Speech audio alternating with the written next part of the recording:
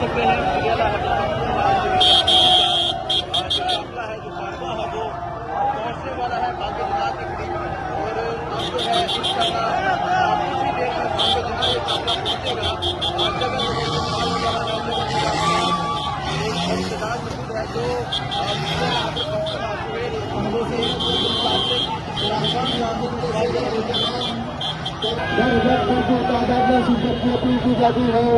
तमाम मुसलमान भाई शिरकत को यकीनी बनाए। अल्लामा गाजी और अफजल साहब के साथ खिताब फरमाएंगे। पाकिस्तान को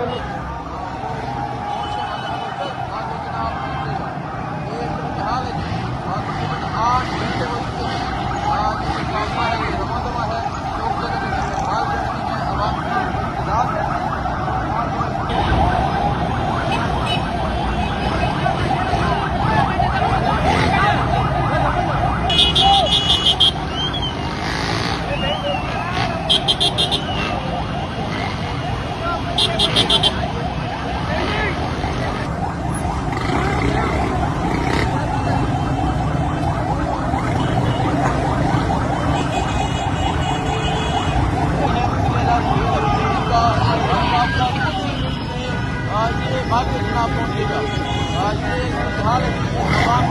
एक बड़ी तादाद है।